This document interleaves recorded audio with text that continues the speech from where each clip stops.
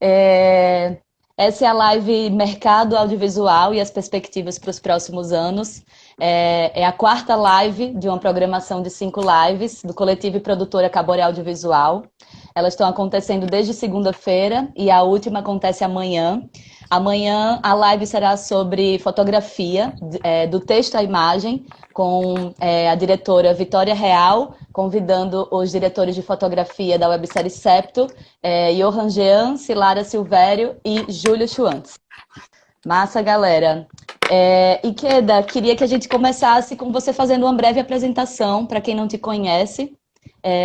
Enfim, falando um pouco sobre seu histórico, sobre seus trabalhos, para a gente depois começar de fato o conteúdo dessa live.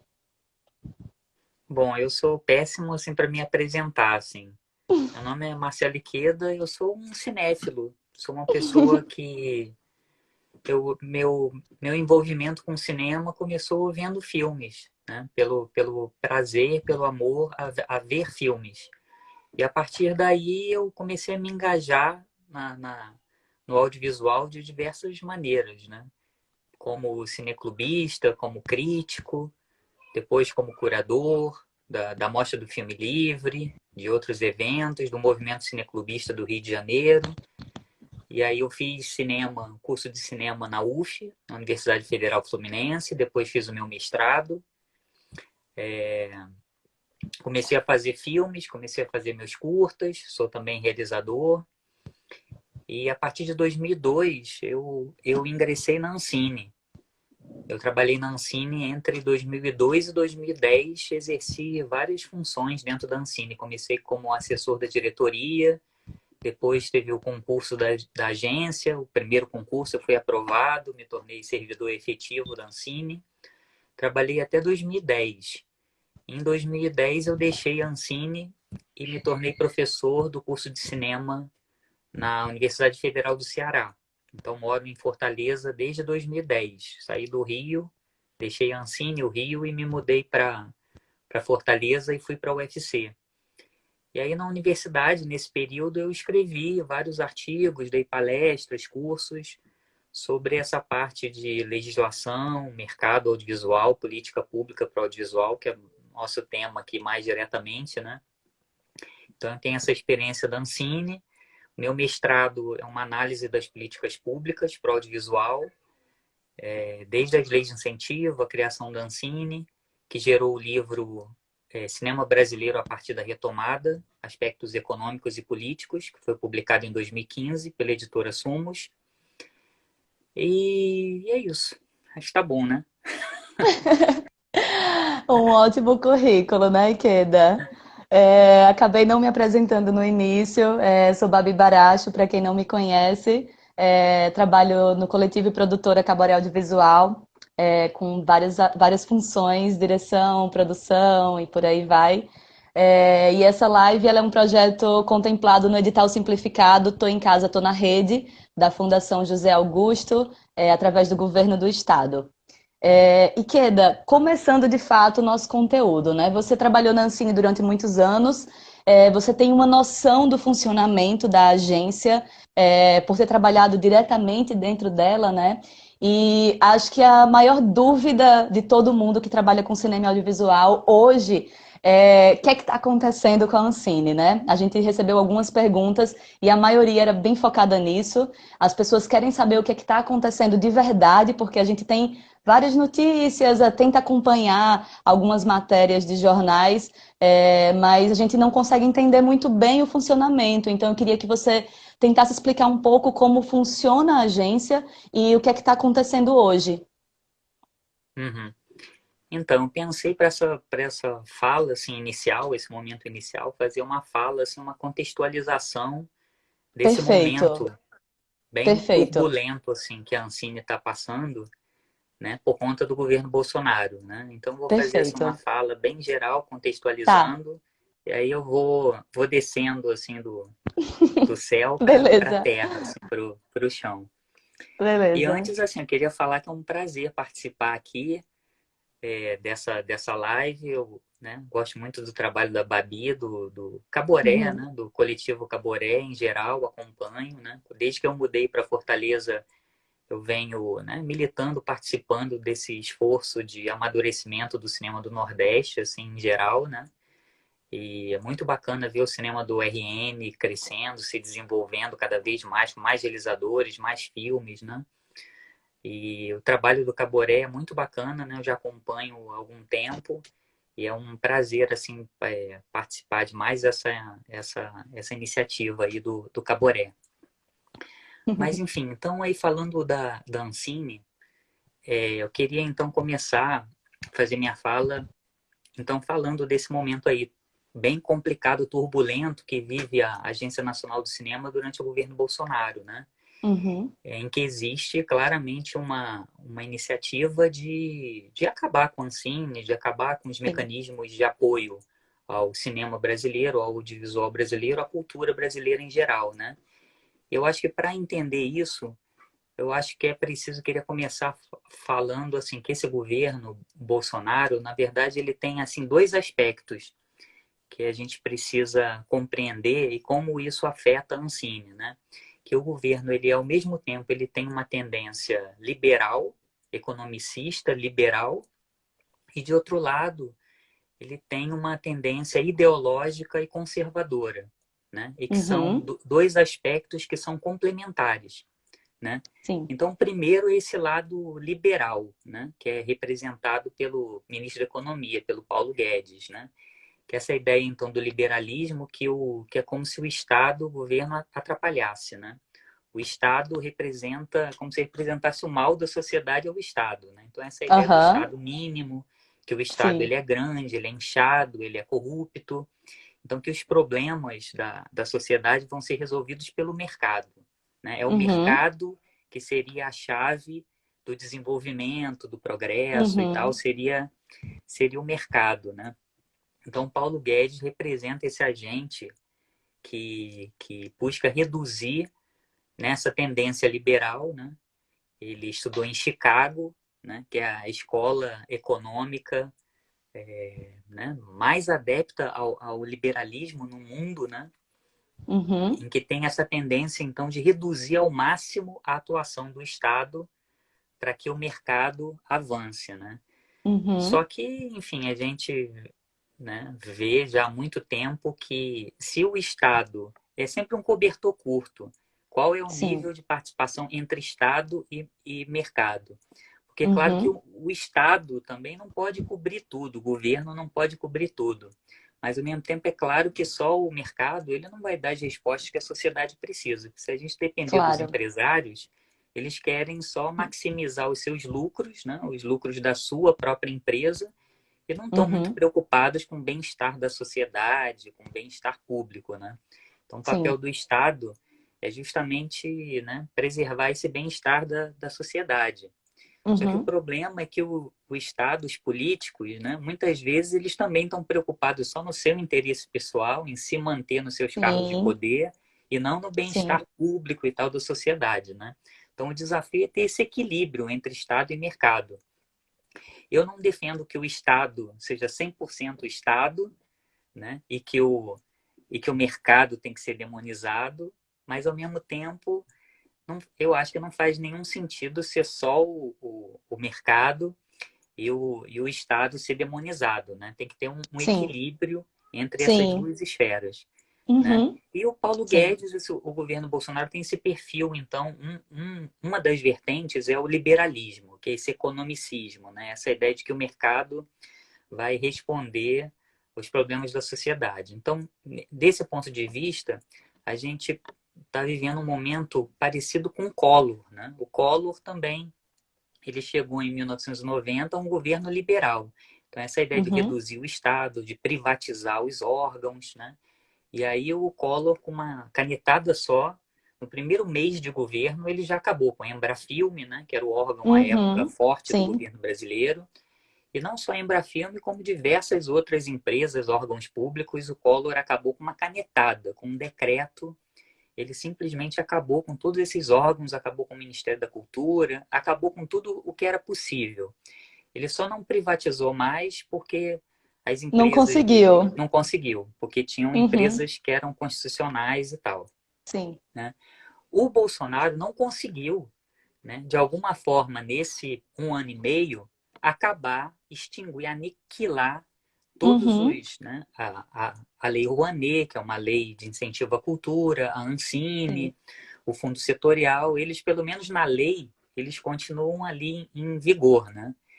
Uhum. Isso é uma coisa interessante e que deve ser destacada, porque por que o Bolsonaro não conseguiu acabar com a Ancine e acabar com todos esses mecanismos, né? Porque existia uma estrutura institucional hoje muito mais sólida do que na época do Collor, né? Sim. A Embrafilme, como era uma empresa pública, com um Uhum. decreto o Collor poderia acabar. E o próprio Uhum. cinema brasileiro, naquela época, no final dos anos 80, já vivia num processo que a própria mídia criticava a ação da Embrafilme, e o cinema brasileiro já estava num momento de instabilidade, né? Uhum. Sim. E hoje é um outro momento, né? Em 2019, 2020, o cinema brasileiro vive um momento muito fértil, né?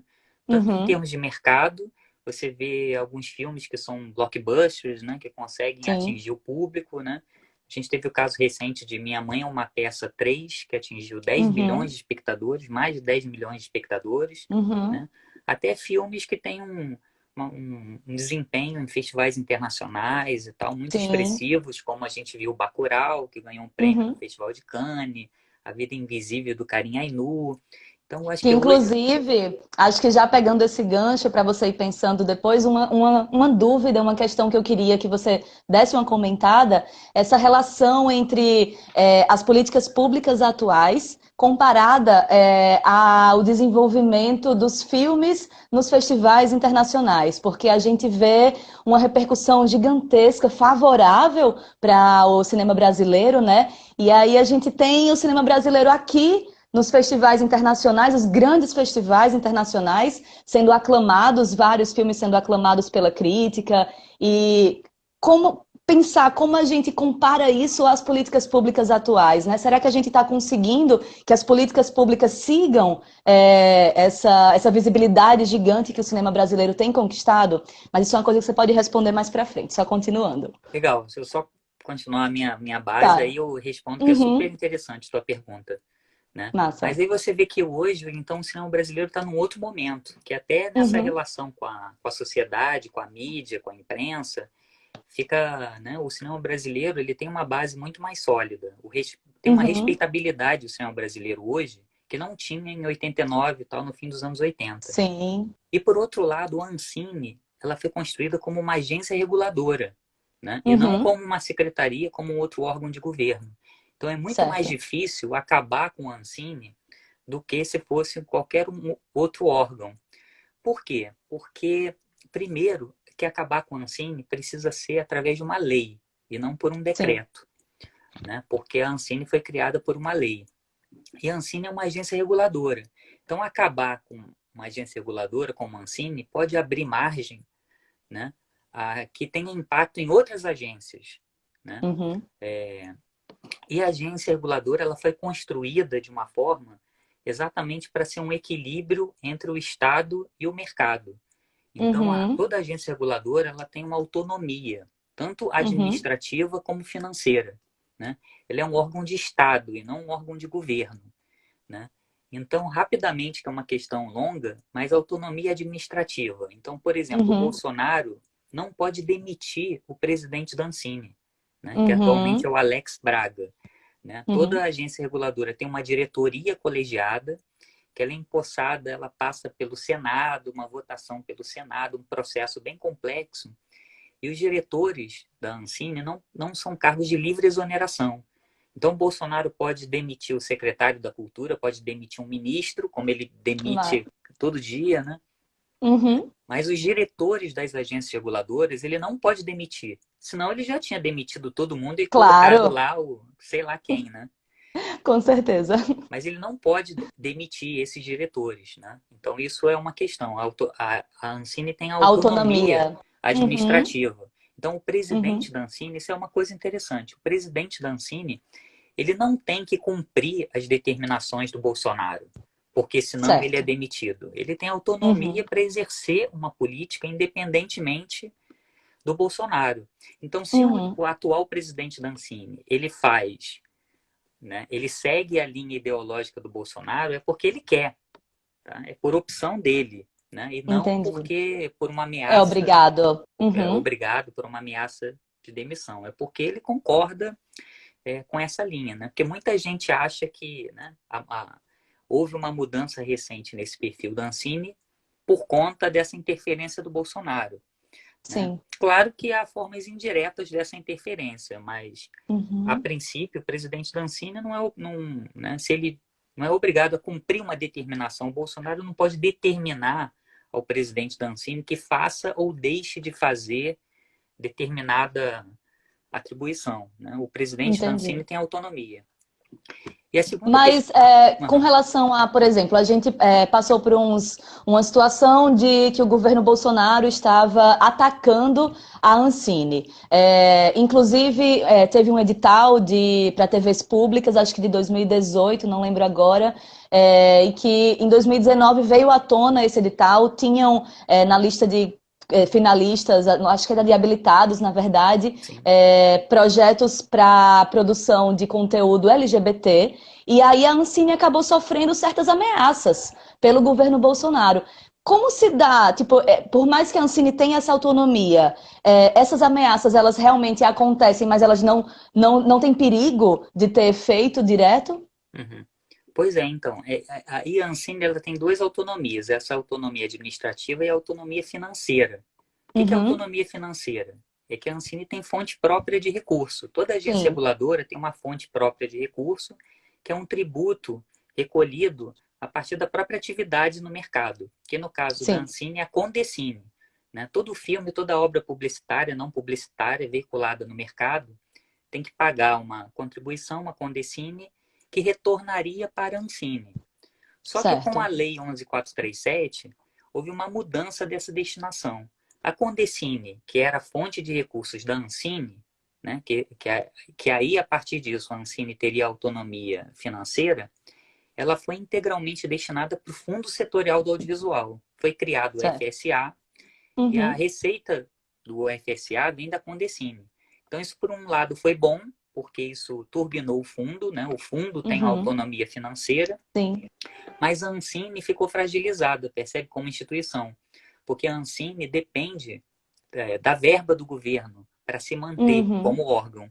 Então, daí a dificuldade da Ancine. Se por um Entendi. lado a Ancine tem autonomia administrativa, por outro lado, se ela não cumprir, né, se ela não seguir uma linha do governo, ela pode morrer asfixiada, sem recursos para manter a sua operação Uhum. adiante, né?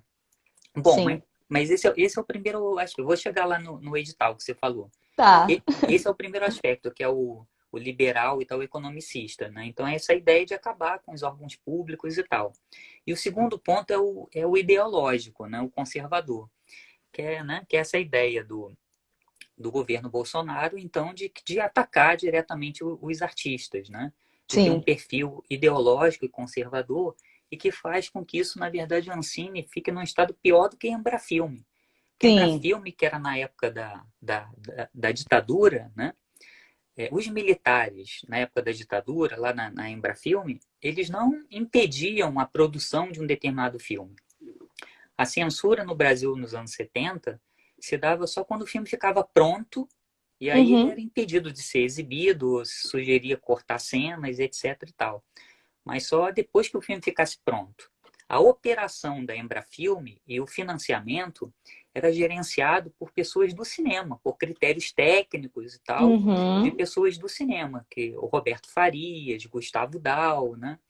Pessoas ligadas ao cinema novo que gerenciavam a Embrafilme, né? Então aplicavam no órgão critérios técnicos, né? Inclusive na época da Embrafilme, porque os militares da ditadura brasileira era nacionalista, não era liberal, Uhum. né? Então Sim. defendiam os instrumentos de política pública do Estado para desenvolver o cinema brasileiro, né? Porque o cinema no Brasil, em todo lugar do mundo, 70%, né, são produções estrangeiras, né? Do cinema Uhum. estrangeiro, do cinema americano, dos blockbusters Sim. estrangeiros. Então, nos anos 70, a ditadura política militar, né, acoplada na Embrafilme, que era dirigida pelos cineastas do cinema novo, inclusive, desenvolveu o cinema brasileiro, né? Porque entendeu que era uma forma de gerar emprego e renda no Brasil para o cinema brasileiro. Então, o cinema brasileiro Sim. cresceu nesse período, atingindo uma participação de mercado de 30%, né? Então, hoje a gente vive esse paradoxo, que é um governo que tem esse lado militar, né? Mas, ao mesmo tempo, não é um governo nacionalista, é um governo Uhum. liberal, né? Porque tem Sim. esse lado liberal, né? E, por outro lado, tem esse lado ideológico e conservador, né? Que é né, a ministra Damares, né? O Olavo de Carvalho, né? Que é essa ideia de ser do combate aos comunistas, né? Que Uhum. os artistas são comunistas e tal, então Essas loucuras todas. de né, LGBTs e tal. Uhum. Então, de controlar o impacto disso no audiovisual é de controlar o tipo de conteúdo que é produzido pela agência.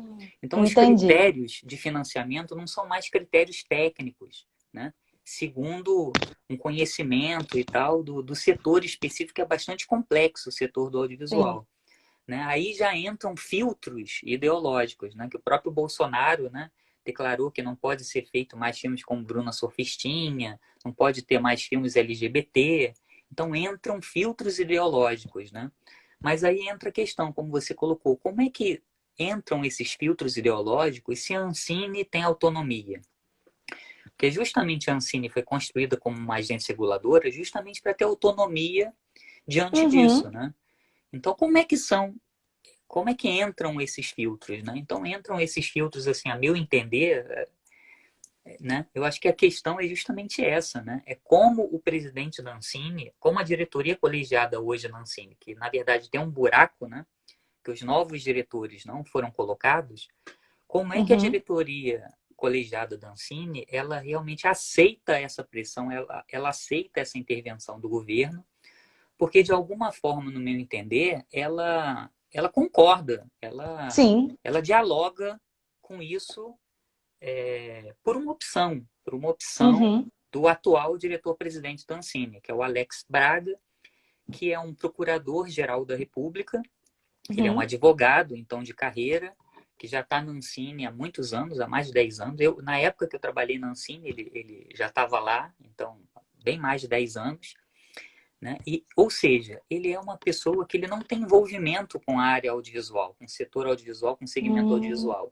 Ele está ali como presidente da Ancine, mas se acabar a Ancine, ele vai voltar para a Procuradoria, ou depois ele vai para sim. o Ministério da Agricultura, ou vai para a Ciência e Tecnologia, ou vai para algum outro lugar. Ele não tem um Uhum. envolvimento, um currículo com o cinema brasileiro, um compromisso, um envolvimento com o Entendi. cinema brasileiro, com o audiovisual, entendeu?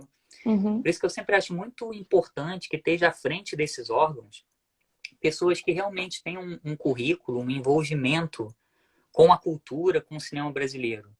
Que às vezes coloca uma pessoa assim de perfil técnico, vamos colocar um advogado, uma pessoa de perfil técnico, mas que acaba tomando decisões muito mais políticas do que de fato técnicas, né? Sim. Então você vê um cara, um procurador-geral da República, né, que tem toda essa relação então com o direito, né? E a Ancine passa por todo esse imbróglio, junto com o TCU, cobranças, questionamentos em relação à prestação de contas, né? Então, né, seria de se esperar que o presidente da Ancine, por essa formação, por esse currículo, seria a pessoa ideal para negociar com o TCU e Sim. para resolver todas essas pendências, né, junto ao TCU, né, em relação aos recursos, à prestação de Uhum. contas. E justamente nesse momento a gente parece não conseguir caminhar nesse aspecto, né? Então são as contradições aí que envolvem a Ancine. Então acho que a Ancine Entendi. está no meio desse nó, que de um lado tem essa pressão desse grupo liberal, né, Aham. para que não faz sentido, né? As políticas públicas para o Uhum. audiovisual, para a cultura, ou para vários setores da economia, e, por outro lado, essa pressão desse grupo ideológico ou conservador de querer, né, implantar na Ancine filtros ideológicos que dirijam o investimento da Ancine para determinados tipos de conteúdo e não de outros, né? por Uhum. critérios, então, que são totalmente fora de critérios técnicos, né, estáveis da atividade audiovisual e viram critérios totalmente ideológicos, né? Então, Sim, isso coloca a sim. Ancine numa instabilidade. E aí eu acho que, por um lado, tem uma coisa positiva que mesmo com tudo isso, com essa pressão dupla, a Ancine não acabou. O Bolsonaro não Uhum. conseguiu acabar com a Ancine. Se ele pudesse, ele já Sim, teria acabado. Acho que com está claro certeza. que já teria acabado com a Ancine.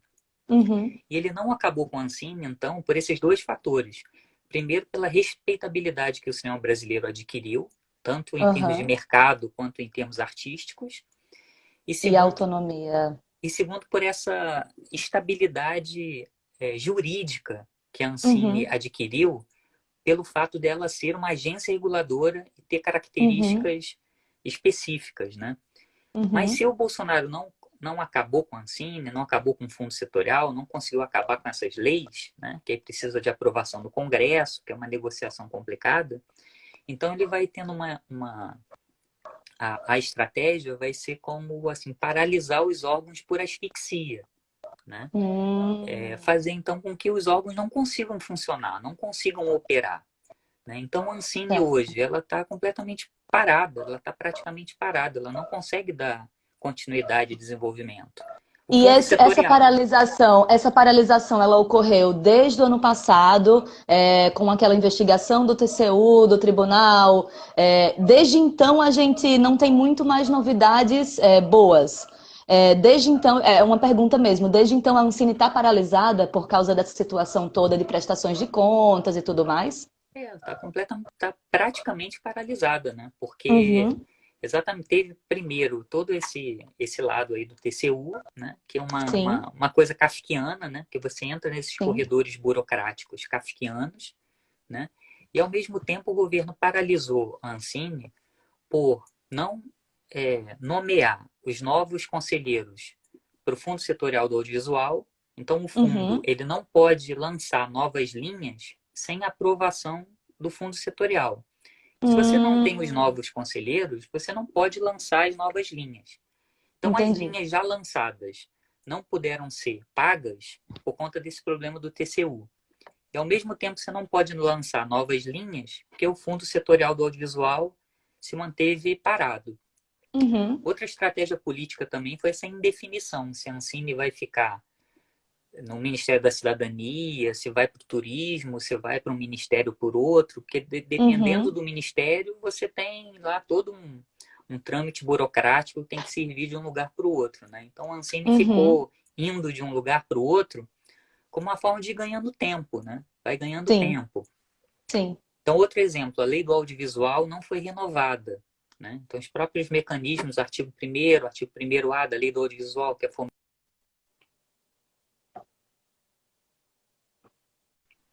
Alô, estão me ouvindo? Agora voltou. Peraí que travou. Ah, minha Peraí. imagem voltou? A imagem tá travada. Tô escutando você, mas sua imagem tá travada. Acho que eu vou ter que sair e voltar, tá? Tá, tá.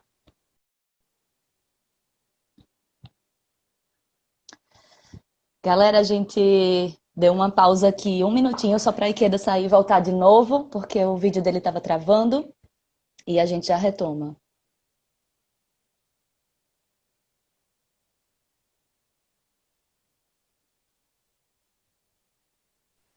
Aguardando. Voltei? Voltou. Bom, é, me perdi um pouco. Você estava falando.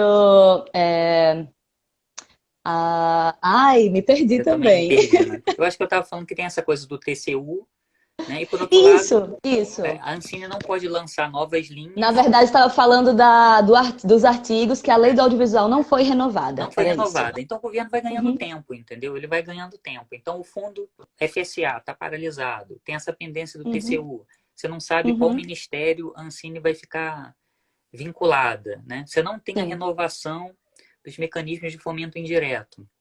Então o governo, ele na verdade, ele vai ganhando tempo, né? E desse 1 ano e meio, então a Ancine não acabou, né? Mas ao Aham. mesmo tempo ela não consegue, entendeu? Ter operacionalização, se manter funcionando. Eu acho que Sim, hoje o principal desafio é essa pressão. A gente vê que hoje a governabilidade ela não depende só do presidente, só do Bolsonaro, né? Acho sim, que hoje, cada vez mais, a classe audiovisual, a Lei Aldir Blanc mostrou isso, está mostrando isso, que é sim. preciso entrar em contato com o Congresso, né? Que o Congresso tem Uhum, uma atuação muito grande na governabilidade. Então, tem que ir lá sim, falar com os deputados, com os senadores, para ter uma base, né, no governo, porque o governo, para fazer determinadas coisas, ele precisa passar pelo Congresso, precisa ser por leis, né? E aí passa pelo certo. Congresso. Então, se tiver essa atuação com deputados e senadores, né, é possível salvaguardar né, alguma coisa dentro do cinema. E acho que o desafio é que a Ancine permaneça viva nesse Sim, período, mesmo raquítica, né? Mas que pelo sim, menos assim acabe esse período de 4 anos, né? Espera-se que sim. é 4 anos, que acho muito improvável ter impeachment. Aham, Eu acho que sim. vai ser aí E 4 anos mesmo. E que se outra pergunta dentro dessa questão da paralisação da Ancine. Você falou sobre essa coisa da agência estar indo de um lado para o outro, ganhando tempo para se estabilizar de fato.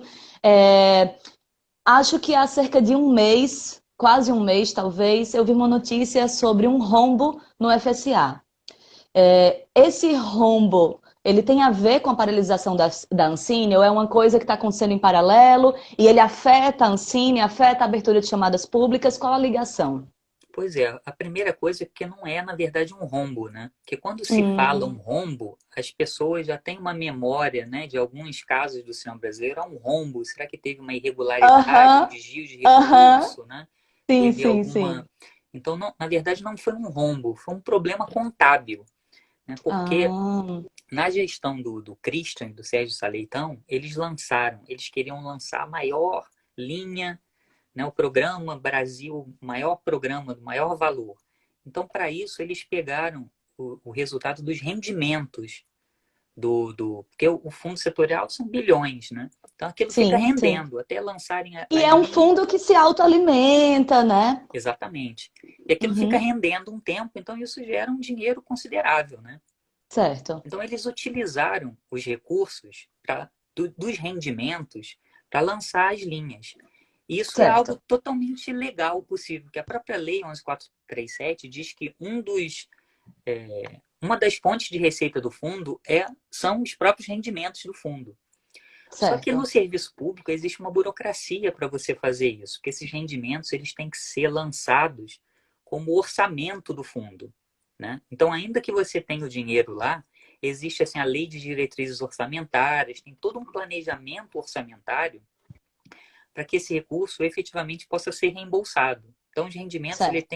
eles têm que ser incorporados no orçamento do ano seguinte a partir de uma rubrica na lei de diretrizes orçamentárias para que aquilo seja empenhado e tal e que seja desembolsado. E a gestão anterior ela deixou de cumprir essa etapa. Ela deixou de inserir Ah, esse valor dos rendimentos como uhum, parte do orçamento dentro da lei de diretrizes orçamentárias. Então, sim, quando a Ancine foi desembolsar esse fundo, não tinha previsão orçamentária para esse desembolso. uhum, O dinheiro entendi. estava lá, só que o dinheiro fica no caixa único do governo, né? Então faltou esse trâmite administrativo, né? Então fica aí esse imbróglio. Aí o governo quer, ao invés de só o governo despachar isso, né, colocar e tal, autorizar, o governo quer fazer com que esse dinheiro, que já está no fundo, né, ele volte para o governo para voltar para o fundo, ou seja, isso vai fazer com que atrase mais de um ano. Mais ainda, aham, Mais de um sim, ano. Então o governo vai ganhando tempo nessa disputa. E o que é entendi. complicado é que o presidente da Ancine, ao invés de se posicionar, né, a favor da agilização desses recursos, né, ele parece, no meu entender, adotar uma posição pró-governo, né, Sim, dizendo, não, o dinheiro realmente tem que voltar para o fundo e depois, posteriormente, voltar. E aí fica nessa indecisão, como vai ser operacionalizado isso, mas o dinheiro já está lá, o dinheiro rendeu, entendeu? É como se o dinheiro tivesse na sua conta, o dinheiro rendeu sim, na sua conta, então já está lá na conta. Só que você não pode gastar, porque, enfim, o governo, para gastar um dinheiro, tem lá toda uma sim. instância burocrática. Então fica nesse corredor kafkiano, Como é que vai fazer Uhum. com que um dinheiro que já está na conta... Então, porque Sim. teve gente que falou assim, o Christian e o Sérgio lançaram a mais do que tinham, né? Uhum. Lançou um edital de X enquanto tinha menos dinheiro, né? Sim. Eles foram irresponsáveis. Na verdade, não foi isso. Eles lançaram porque eles tinham aquele dinheiro, né? Mas o que realmente faltou foi essa operacionalização Entendi. administrativa para que Uhum. essa grana fosse colocada como orçamento. E aí Sim. parece que não tem resposta a isso, né? Porque aí fica nessa. Exato, exato. Entendeu? Uma pessoa perguntou aqui, acredito que tenha sido Márcia, mas sobre o FSA, existe algum perigo desse governo acabar com ele? Que ações se poderia tomar para garantir a manutenção do fundo e sua autonomia? Então, aí o fundo só pode acabar por uma lei, né? Então, Sim, existiu até tá rolando um projeto de lei para acabar com vários fundos. E aí certo. queriam colocar o fundo setorial no meio disso. Então, isso que a classe Nossa. audiovisual tem que ficar esperta, porque podem ter Sim, maneiras muito sutis, entendeu? De sim, colocar isso no meio de uma lei gigante, coloca lá um item, né? E acabar com o fundo nessa história. Mas, de qualquer maneira, isso passa pelo Congresso, passa pelo Senado. Então, sim, caso o governo pode propor um projeto de lei para acabar com o fundo. E esse sim, dinheiro do fundo vai ser destinado para outras atividades, né? Então, sim, daí é importante que a classe audiovisual vá em cima através de deputados e claro, tal e claro. assegurem. Mas isso pode acontecer realmente a qualquer instante, né? Estratégias do Entendi. governo para tentar desviar esse dinheiro, para ganhar tempo, para tentar acabar com o fundo, né? Então, a Exato. todo momento, a gente precisa ficar alerta diante dessas Atento. possibilidades. Outra pessoa fez uma pergunta também ainda sobre essa temática, Sítio do Arara. A Ancine virou caso de polícia, de justiça ou do Congresso? Esse é o Araripe, né? Um cineasta baiano. Ah, é? Araripe, Massa, bacana tê-lo massa. aqui. Pois essa coisa da Ancine ter virado um caso de polícia foi por conta da que agora o Christian de Castro e o Sérgio Saleitão, né, estão sendo investigados porque houve um imbróglio ali muito grande, uma disputa, na verdade, de poder, né, Sim. em que com a mudança do governo Temer, o Christian de Castro acabou assumindo a presidência da Ancine no lugar da Débora Uhum. Ivanov, né? E Sim. aí foram identificadas irregularidades, o Ministério Público, né, a Polícia Federal chegou a ir na Ancine e tal, né? Foi uma questão grave, né? Isso é lamentável, né? Uhum. Mas, assim, de qualquer forma, isso, né, acabou não sendo nem o Christian nem a Débora.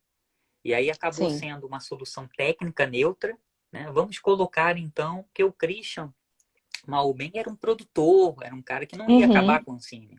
O Sérgio Uhum. Saleitão, né, como pessoa muito criticada, porque ele tem um perfil bem assim desenvolvimentista e tal, né, que não desde a Rio Filme, né, que ele Sim. não contemplava o cinema independente, a diversidade, né, era uma visão muito comercial, né, de um cinema comercial muito homogêneo, né, Uhum. e ele estava implementando por meio do Christian, que é um cara que veio do mercado financeiro, essa visão assim na Ancine, né? Isso Uhum. tinha vários problemas. Mas, por outro lado, o Sérgio e o Christian não queriam acabar e tal com a Ancine, né? Era um direcionamento que, a meu ver, era complicado, porque não privilegiava a diversidade. Tá? Imagina no Sim. Nordeste, no RN, ia acabar tudo, né? Que era só empresa para eles, era só empresa nível 5 e tal, que queria ganhar grana, né? Mas, de qualquer Sim. forma, eles não queriam acabar com a Ancine, né? Mas aí, Uhum. dentro dessa disputa, acabou entrando uma solução técnica, né, que é esse Alex Braga, um procurador, né, e que aí acaba, na verdade, tendo um interesse mais político. Você vê que hoje na Ancine tem assessores, né, que são indicados pelo próprio governo Bolsonaro, né, que são nomeados pelo presidente, né, quer dizer, Sim. passa por uma anuência, uma concordância do presidente, né. E acho que é uma coisa que a gente precisa estar muito atento, né, a isso, porque a gente, por não ter esse conhecimento sobre a funcionalidade mesmo da agência, essa autonomia, como você muito bem falou no início, a gente acaba atacando e botando toda a culpa dessa paralisação em cima do próprio governo. E aí a gente não para procurar entender que as pessoas que estão ali dentro hoje da Ancine, elas estão dialogando com o pensamento do governo, né? Então isso é uma coisa que a gente precisa estar muito ligado enquanto setor mesmo, enquanto mobilização, né? Porque caso venha acontecer outras coisas, para a gente também não estar jogando todas as pedras para o governo sem saber que a própria Ancine tem pessoas que dialogam com esse pensamento, né? É por isso que é muito importante na Ancine ter produtores, pessoas do Aham, setor audiovisual, né? Porque um sim. produtor audiovisual não. Sim. o- E eu acho que essa representação, a gente, pelo menos eu tenho visto muito bem a representação de algumas associações, né, que estão se fortalecendo mais ainda nesse momento. Eu acho muito importante que a gente, pequenas produtoras, por exemplo, cheguem junto dessas associações para que sejam realmente representadas, né, por elas e que tenham mais força. Agora, o Babi, eu vou falar uma coisa um pouco polêmica, assim. Ao mesmo Tá, uma alfinetada. Ao mesmo tá. tempo, toda essa crise da Ancine, ela coloca para a gente o seguinte cenário, que a gente também, um setor da importância da dimensão econômica e tal do audiovisual, não pode depender só do Estado, só do governo.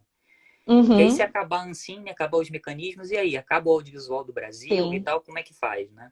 Então, de alguma forma, Uhum, eu acho que todos esses mecanismos criados pela Ancine na gestão do Manuel Rangel foram muito positivos em uhum, termos do fomento, né? Por exemplo, produção para TV, obras seriadas, isso abriu realmente um sim, mercado para produção independente. Porque sim, antes, né, da gestão do Manuel Rangel, você não tinha produção independente na TV, TV fechada e exato. tal, nada, né? A Uhum. lei que colocou cotas, né, para TV por assinatura abriu, ainda que pequeno, mas abriu um mercado para produção independente, Sim, enfim, fundo setorial, os arranjos regionais, né, permitiram que estados, o Amapá, Alagoas, estados, né, realizassem seus primeiros editais, fizessem seus primeiros longas-metragens. Teve muitas conquistas, né, a gestão do Manuel Rangel, indiscutivelmente. Mas, ao mesmo tempo, eu acho que a Ancine, como agência reguladora, ela avançou pouco, atuou pouco em termos da regulação do mercado propriamente dito, né? Que a gente uhum, vive num mercado ocupado pelo produto estrangeiro, né? Essa é a questão principal. Que não dá para atuar só na esfera do fomento, né? Do incentivo às produções, sem se preocupar realmente que os filmes cheguem até as pessoas, escoem nos vários segmentos e tal de mercado, né? sim. Então, eu acho que isso coloca também uma questão, que acho que faltou um pouco a agência avançar, né? Que é, Nesse quesito, sim. que é essa ideia da regulação. Então, eu acho que a gente também não Sim. pode depender, Inclusive, pode falar, não, termina. a gente não pode depender assim só do Estado, entendeu? E eu acho que isso abre um Sim. desafio para todos de tentar criar alternativas Aham. para, de alguma forma, a atividade audiovisual não ser totalmente dependente, né? Eu acho que, claro que ser Uhum. assim, autossuficiente nunca vai ser, né? Sim. Até Sim, grandes sim, países, a claro. Coreia do Sul e tal, tudo tem políticas de Estado, a França e tal, tem políticas de Estado mantendo o audiovisual, né? Mas eu acho Uhum. que também é isso, é encontrar esse equilíbrio, né? Se a gente tiver Entendi. excessiva dependência do Estado, no momento, por exemplo, que a gente está vivendo agora, isso pode, né, cair numa crise imensa, né? Uhum. Sim. Puxando já uma coisa que você falou agora no final, o Sítio do Arara, ele também fez uma nova pergunta que foi: a Ancine conseguiu grandes vitórias na TV por assinatura e em outros, mas na TV aberta, a grande sala brasileira de formação do imaginário brasileiro. Isso faz falta hoje, ter apoio da massa? E aí eu já pego uma outra pergunta, que ele cita, né, TV por assinatura, TV aberta, você citou nessa sua fala essa autonomia também no eixo de exibição. E você acha que essa era que está em efervescência de streamings, ela mostra uma certa autonomia? Então, a Ancine, quando ela foi criada com uma capacidade regulatória para atuar no cinema, no home video, na TV Uhum, fechada, não na TV aberta. Então, a Ancine, certo. ela não pode, toda questão para a TV aberta tem que ser feita por lei. A Ancine, ela não tem atuação na TV aberta. Para você ver como a TV aberta, ela tem no Brasil né? Ela tem ali uma barreira, né? O máximo que a Uhum. Ancine conseguiu chegar foi na TV por assinatura, né? Certo. Então, a Ancine não conseguiu colocar, por exemplo, cotas de produção independente na TV aberta, né? Só na TV fechada. Certo. Agora, por outro lado, hoje a gente está vivendo um momento, exatamente com o streaming, com a internet e tal, que o papel da TV aberta não tem mais a centralidade que tinha há alguns anos atrás, né? Claro, a TV aberta ainda é importante, mas eu acho que, né, ela está passando por um momento de crise, instabilidade, de Uhum. redefinição. Então, é como que a legislação, o Estado, ele é sempre muito mais lento em relação ao mercado. O mercado é muito mais Certo. dinâmico, né? Certo. Então, o Estado, ele mal conseguiu chegar na TV aberta e a TV aberta já está caindo e está surgindo o streaming, né? E acho que o desafio é isso, é tentar agora regular não a TV aberta propriamente, mas o streaming, que é o futuro presente, né? Que são as novas mídias e as novas plataformas. Só que a gente vive um momento, que é exatamente esse momento liberal, que não há perspectiva nenhuma de ter alguma regulação, né, desse mercado do streaming. Então a ideia é essa, o Estado ele sempre chega atrasado, Uhum. então para ter essa regulamentação da TV fechada, demorou quase 10 anos para aprovar a lei Nossa. 12485, porque isso começou com um projeto de Nossa. lei de 2006 para 2007. Né? Então, foram Nossa. muitos anos para conseguir chegar num acordo para aprovar a lei para TV por assinatura. Né? Então, Sim. o streaming, nesse momento, não tem condições políticas nenhuma de ser proposto um projeto de regulação, de regulamentação do Uhum. audiovisual no Brasil. Né? Uhum. E quando isso for feito lá na frente, a estrutura de mercado, né? Porque quando o mercado ele não tem uma regulação, ele vai avançando de uma forma predatória, né? De uma forma Uhum. predatória. Sim. Essa é a tendência do mercado. Então, esse é né, é o grande desafio, assim, né? A Sim. regulação do streaming. É, outras perguntas também nessa mesma temática. Gostaria de saber, Ulisses de Freitas, gostaria de saber como tem sido o mercado exibidor para o curta-metragem e quais as perspectivas atuais. Só dando uma fala assim, brevemente sobre isso, a gente sempre nessas discussões de mercado, essa questão do curta-metragem, ela sempre acaba sendo exposta, né? Porque é um mercado meio complicado de exibição do curta, o espaço é muito restrito. A gente conta com muitos festivais, mas que mereciam ter muito mais apoio, político inclusive, porque eles acabam sendo essa janela mesmo do curta-metragem, né? E a gente necessita desse espaço cada vez mais, porque tem tido muitos realizadores, cada vez mais o Brasil está com muitos realizadores, muitas universidades abrindo novos cursos, então a gente sabe que tem muito curta-metragem brasileiro sendo lançado e muito para ser lançado. E eu acho que é uma pergunta muito pertinente, porque a gente precisa realmente enfatizar essa importância da janela de exibição do curta-metragem, né? Não, claro, concordo totalmente. Acho que o curta é algo, né, muito criativo. E é isso, eu acho que nunca se produziu tanto curta-metragem hoje no Brasil, porque com o Exato, digital, né, isso se tornou muito mais exato, fácil. E acho que ao mesmo tempo a exato. internet, né, você ter o YouTube, o celular, eu acho que tem muitas oportunidades para o curta-metragem de veiculação para além da sala de cinema ou para além da televisão, né? A própria televisão você tem agora Canal Brasil, Box Brasil, que também Exato, compram, isso, compram filmes e exibem curtas exato. brasileiros. Mas você tem Uhum, também na internet, né, uma possibilidade enorme para exibir, para uhum, discutir o curta-metragem. A dificuldade é encontrar um modelo de negócio, né, que possa remunerar o curta-metragem, né? Como a gente teve na lei do exato. curta, né? Nos anos 70, 80, que gerou a primavera do curta, mas era para o cinema. Eu acho que hoje Uhum, talvez não faça tanto sentido passar curta-metragem na sala de cinema. Eu acho que o aham, lance são os sim, outros mercados. Agora, o desafio, como tudo, é encontrar um modelo de negócio que possa remunerar esse formato de curta-metragem. Mas acho que é possível, sim, e tem alguns, né, exemplos que mostram isso. sim. Escudeiro Ângela. Ikeda, o que você acha que vai acontecer com os projetos já contemplados? Com os projetos já contemplados, correm o risco de não serem pagos? Acredito que ela está se referindo a projetos Do contemplados FSA. pela Ancine, É. pelo FSA. Olha, eu acho que correm sim. Inclusive, eu estou esperando, eu fui contemplado como um Exato. projeto de longa-metragem naquele edital Brasil de Todas as Telas, que foi lançado pela Secretaria Aham. do Audiovisual, que foi, o resultado foi a última medida lá do governo Temer, do Sérgio Saleitão, Sim, né? Que foi na Secretaria do Audiovisual em parceria com a Ancine. Existe sim. porque isso está acumulando, né?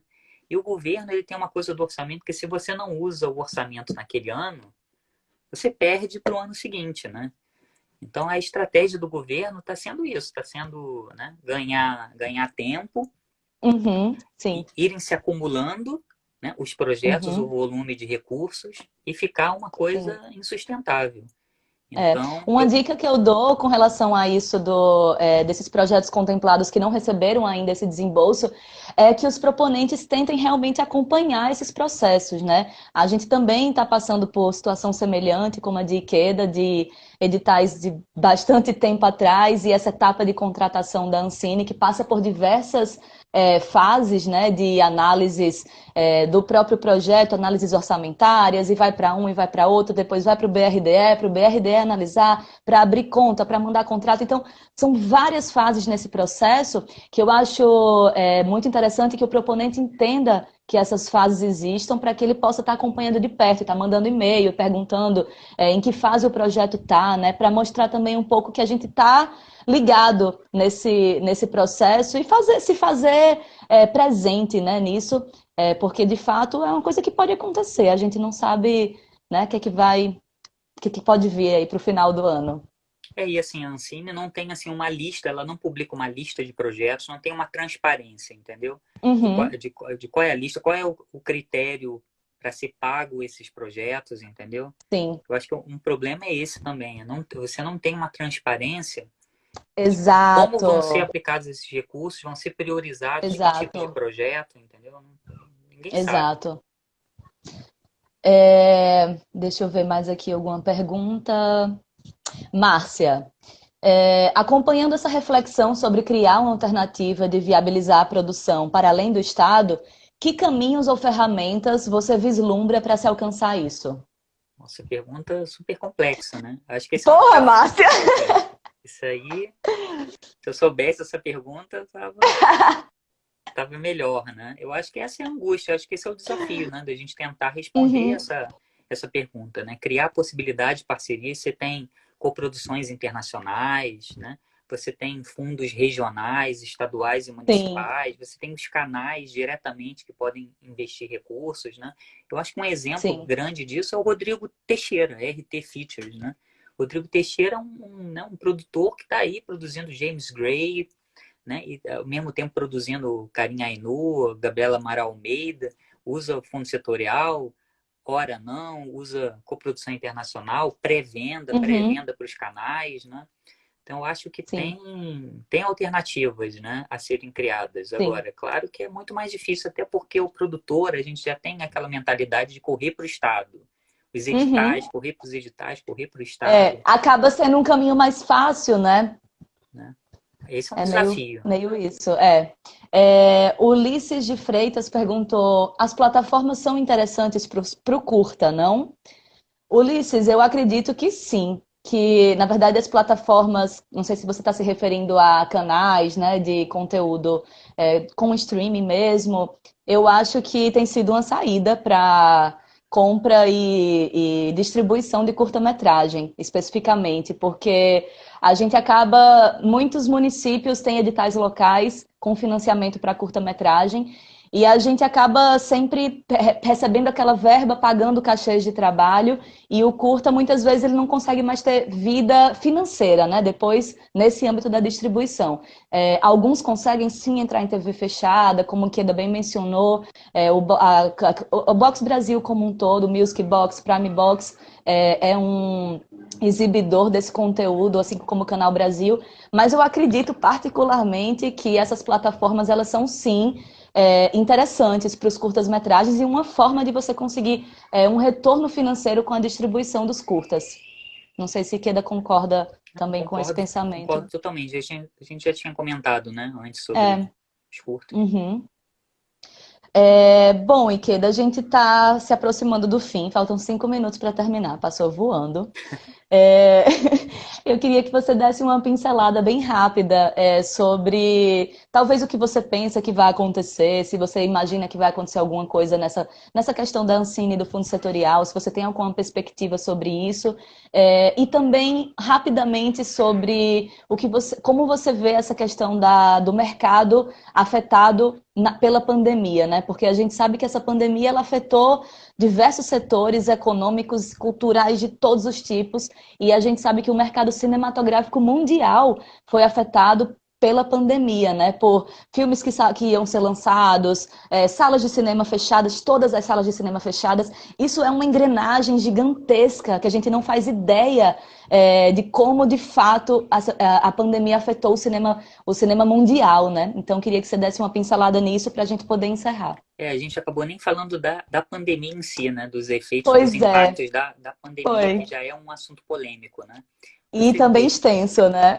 você vê, as salas de cinema estão passando por uma crise, uma reconfiguração, principalmente os pequenos exibidores, né? Vários vão Aham. quebrar e tal, já é difícil, né? Eles já tinham dificuldades, né? Agora, com a Uhum. pandemia, você vê a Lume, por exemplo, né? O E Frederico Queda, só Machado. uma coisa. Eu acho que vai encerrar automaticamente aqui em 2 minutinhos, mas a gente volta para fazer terminar tranquilamente, tá bom? Tá Só para certo. caso feche a sala, o chat aqui, a gente volta rapidinho. Pode continuar. Será que você já quer fechar e abrir? Pra... Eu acho, né, para Vamos? começar a fala, vamos, É. vou fechar aqui. Galera, 1 minuto já volta lá, arrasta, que a gente entra ao vivo em 30 segundos, na verdade, tá? Vou encerrar aqui. Vamos lá, Ikeda. A gente estava falando, acho que da A pandemia, né? pandemia. Sim. Então, aí a pandemia, a primeira coisa são as salas de cinema, né? As salas de cinema já vão passar por um processo, né? Já estão passando por um processo super complicado. Os pequenos exibidores, alguns, vários vão fechar, né? Você vê agora a Uhum. Lume, lá no Maranhão, né? O Frederico Machado, em São Luís, tem uma sala de cinema, tá com dificuldades enormes, Sim. né? Tá com uma campanha até para ver se as pessoas, né? Contribuem para a Sim. manutenção do cinema, né? Então, a frequência do cinema não se sabe quando e se as pessoas realmente vão se sentir seguras, né, a voltar a ver filmes nas salas de cinema. As produções audiovisuais, né, para você estar num set com muita equipe, com movimentação, cenas de multidão, imagina só. Então, eu imagino que a produção audiovisual, a própria produção, ela vai abrir mais oportunidade e espaço para filmes com equipes pequenas, né? Com menos atores, percebem? Sim. Porque você colocar num set, né, cenas, entendeu? De Uhum. multidões, de grandes figurantes, Sim. isso vai ser Nossa, inviável. total, e eu acho que tem sido uma grande preocupação mesmo do setor. Não sei se todo mundo que está aqui na live tem acompanhado umas discussões de protocolos que foram criados por algumas associações, a própria Sindicine, a AP, e esses protocolos eles são um tanto assustadores, né? Eu vi algumas lives sobre isso, com essa temática, e aí baixei um PDF que, inclusive, quem quiser pode mandar uma mensagem no grupo do Caboré no Facebook ou no Instagram, que a gente envia para vocês um PDF desse protocolo que foi criado com algumas sugestões para as próximas gravações, né? E aí eu fiquei muito assustada, porque tem coisas assim que... Essa questão dos cuidados no set, né? Da redução da equipe, e a gente estava num momento de vislumbrar grandes equipes, né? A gente estava num momento de vamos buscar mais financiamento, vamos buscar mais incentivo, vamos executar uma produção com profissionais realmente qualificados e cada um executando sua função. E a gente vai sonhando com isso, né? Vai sonhando com esse trabalho, essa produção muito maior. E aí, de repente, acontece isso. E uma das coisas mais importantes desse protocolo, que tem sido bastante discutido, é essa redução da equipe, né? É de reduzir profissionais, é de ter todos os cuidados no set, é de não ter cenas em que existam realmente espaços e locações fechadas, espaços fechados com muita gente. Então, tem diversas coisas que acabam assustando um bocadinho. Isso abre um espaço também para um cinema independente, feito com Uhum, poucas pessoas, com sim. narrativas mínimas, né? Então, acho que isso também abre uma oportunidade para um tipo de cinema também que eu acho interessante, né? Sim. E como você vê vamos supor que a gente acabe essa pandemia, que essa pandemia se acabe logo mais. Como você vê o cinema pós-pandemia? A gente sabe que afetou o cinema mundial de diversas formas, né? Como você vê isso? Pois é, então, eu acho que a primeira coisa é que essa tendência é acentuar uma tendência que já está clara, que é essa ideia do streaming, né? Aham, Acho que perfeito. né, eu acho que as pessoas assistirem, né, os filmes na sua casa, né? Ou como a Sim, gente está sim. vendo as lives, né? Uhum, Tudo, porque sim, isso também é audiovisual, né? A total. quantidade de tempo, né? Tem um número de pessoas aqui, depois isso vai ficar disponibilizado, as pessoas vão Sim, ver e tal, né? Então perfeito. isso gera uma movimentação, né? De cursos à distância, possibilidade do Muitos. audiovisual, né? Que vai para além também sabe, do filme que você vai ver ali na Netflix, né? Uhum. Mas essa coisa do entretenimento a partir da internet, do streaming, acho que é uma realidade assim cada vez mais presente, né? De Presente, acesso total. remoto, encontros remotos, né? E eu não sei É. também como a dramaturgia, eu fico pensando como os roteiristas, os criadores vão incorporar essas questões, né? Uhum, Que essa pandemia também despertou a gente para outras questões, outra percepção do mundo, do espaço, do total. tempo, do Eu, isolamento, né? Como é que as eu dramaturgias, entendeu? Não só em termos da grana, da organização da equipe, mas como as próprias dramaturgias vão refletir essas questões, sabe? Nos filmes que vão ser produzidos nos próximos anos. Exatamente. Escrever roteiro já pensando nessas questões todas, né? Afeta e muda muita coisa. É uma outra percepção, entendeu? Do isolamento, da casa, do Sim, espaço da casa, da relação entre as pessoas, do isolamento, né? sim. Como os próximos filmes vão retratar essa ideia do ambiente doméstico, da casa, que eu acho que é um ambiente, é um tema assim, que também me interessa particularmente, assim, da casa, Sim. né? Do isolamento das relações humanas. Então, acho que tem muita possibilidade em termos de dramaturgia, né? Para a gente Uhum, pensar também, não só sabe, esses protocolos e tal, grana, sim, esses protocolos, mas em termos que cinema, né? Que sim. propostas para o mundo e tal, os criadores, os realizadores vão fazer a partir disso, né? Sim. Outra pergunta que surgiu agora foi, bom, Márcia comentou primeiro, ela falou que percebe uma galera que não produzia para o YouTube começou a produzir e até com uma boa resposta do público, fato, né? Acho que esse momento também de isolamento social faz com que a gente consuma mais ainda cinema, audiovisual como um todo e, de fato, abre esses caminhos, nessas possibilidades de conteúdo para o YouTube.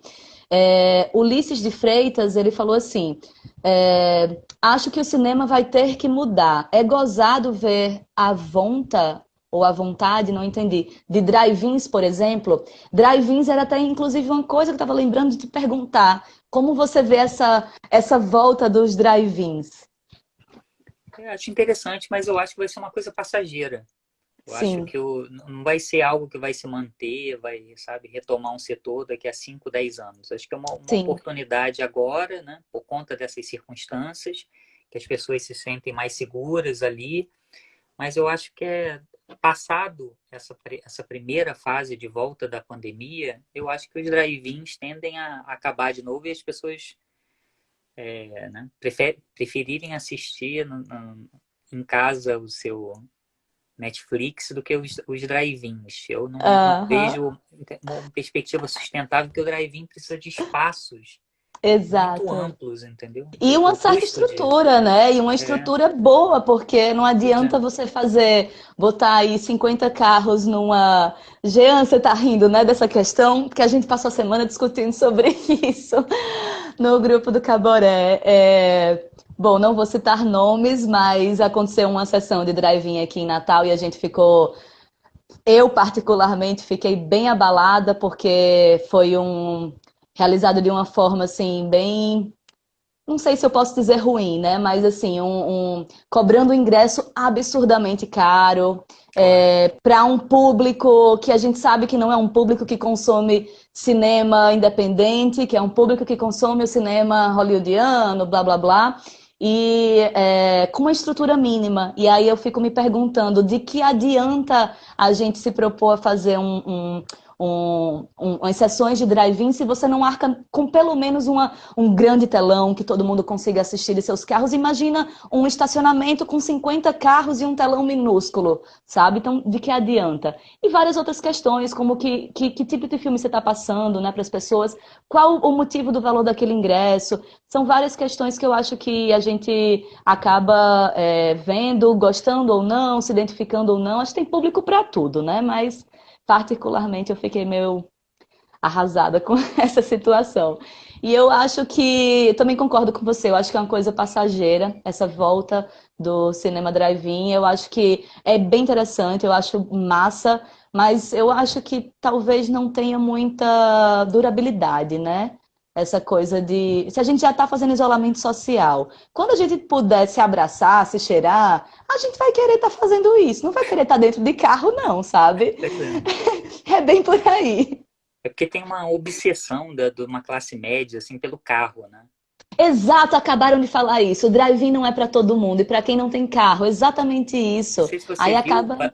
o Babi, teve um shopping aí no interior de São Paulo que reabriu o shopping e que você podia entrar de Sim, carro dentro do sim, shopping, sim, sim.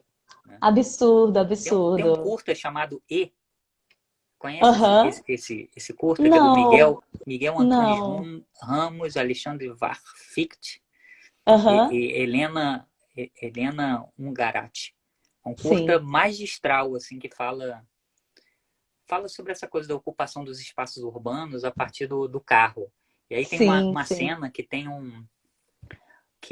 um elevador que você, assim, na sua casa, você pode entrar no seu carro dentro da sua casa e aí o carro entra no elevador e você já sai, entendeu? Já dentro do carro. Aí tem Meu Deus! os condomínios de alto luxo em São Paulo já tem isso, entendeu? Pra você não ficar andando até a garagem, entendeu? Aí você entra no elevador com gente Gente, estranha, aí fica aquele constrangimento, entendeu? Aí meu você entra Deus. no carro e já desce, entendeu? É, do teu apartamento até sair já dentro do seu carro, né? Então é uma Gente. coisa muito, muito doida, é um padrão de consumo. Qual o nome do filme, Keda? Estão perguntando aqui de Chama novo. E. E é que é E. aquele símbolo de estacionamento, sabe? Sim, sim, sim, sim. E. É um Vamos dos curtas procurar. mais geniais para mim Massa, dos últimos 20 anos. massa, Brasileiros, é esse aí. massa. Bom, Ikeda, acho que a gente já pode encerrar também para não ficar muito extensa essa live. Quem sabe a gente não marca outras aí, outras programações.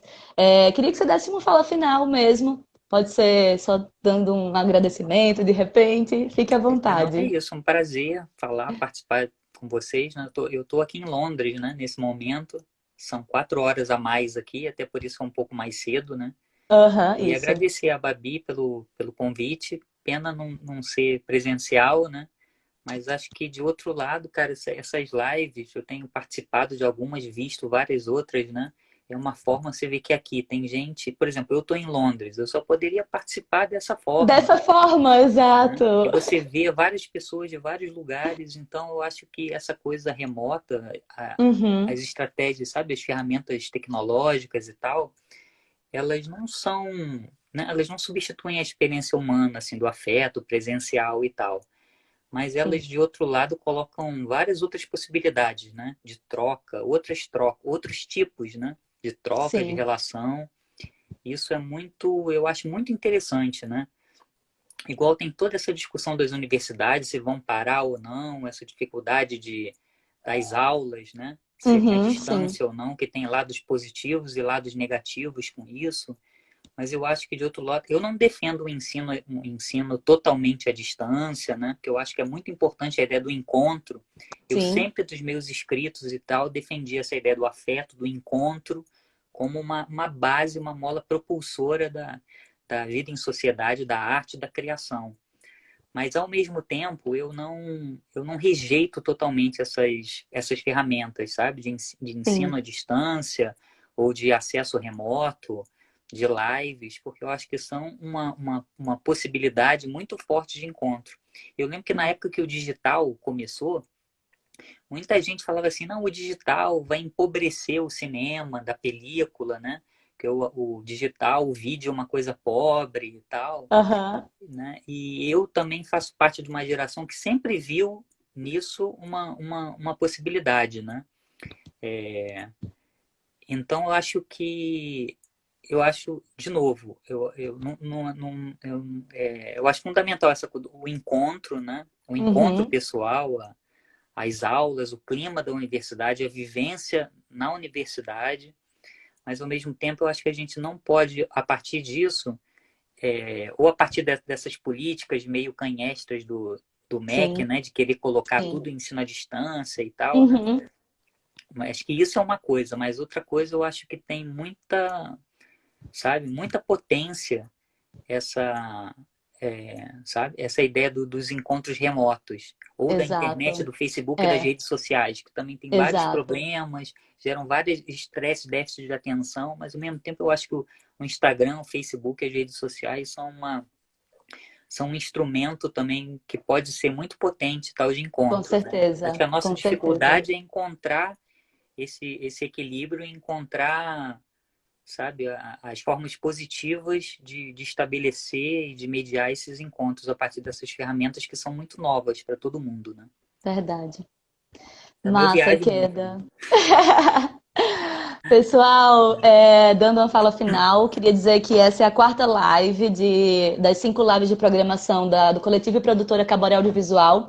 Amanhã, às 5 horas da tarde, vai ter a live de fotografia, com base na websérie Septo, com Vitória Real, diretora, recebendo os diretores de fotografia Johan Jean, Lara Silvério, Júlia Schwantz. E eu queria dizer também que algumas pessoas estão perguntando se as lives elas vão ficar gravadas. Elas estão sendo gravadas e amanhã todas elas estarão no nosso canal do YouTube, que a gente acabou nunca utilizando e agora a gente viu uma possibilidade, né, de guardar esse material lá no YouTube para quem quiser ver. Então, quem já tiver interesse de dar uma olhada lá, bota no YouTube, Caboré Audiovisual, vocês vão encontrar nosso canal. Se inscreve e amanhã todas as lives estarão publicadas lá. Esse projeto foi contemplado no edital simplificado Tô em Casa, Tô na Rede, da Fundação José Augusto, através do Governo do Estado. E eu queria agradecer demais a participação de Queda, que eu sou super fã dele desde sempre. E foi incrível, foi uma aula, sempre é uma aula, e Queda traz um conteúdo muito relevante para a gente. E eu tinha certeza que ia ser incrível e foi mesmo. E Queda, muito obrigada pela participação. Poxa, obrigado, Babi. Fico feliz de poder contribuir de alguma forma, né? A gente pensar, refletir o que que a gente está passando. Um momento tão complicado, né? Exato, É isso. exatamente. Bacana aí participar. Massa. Vida longa ao Caboré, audiovisual que eu gosto muito, e ao Cinema do Nordeste, do RN. Uhum. E vamos prosseguindo na luta, pensando, criando, vivendo e criando, porque é isso, né? Sem amor, sem paixão, nada resta. Acho que o desafio Verdade, nesse mundo de ódio que a gente vive, de ódio tão extremado, é manter o nosso equilíbrio, não só físico e emocional, mas é permanecer amando, criando, amando verdade. de alguma forma. Mesmo dentro do meu quarto, é isso que eu procuro fazer. Perfeito. Perfeito, gente. Não tinha como encerrar de uma forma mais linda. Já estou emocionada aqui. Ah, que bom que o cinema possibilita esses encontros e esse compartilhamento de paixão, né? Acho que a gente é muito apaixonado mesmo pelo que a gente faz, pelo que a gente acredita e usar o cinema como essa ferramenta de fala, de grito, eu acho sensacional. É isso, né? Vamos encerrar. Valeu, galera. Amanhã podem voltar e assistir no nosso canal do YouTube. Valeu. Tchau, Ikeda. Tchau.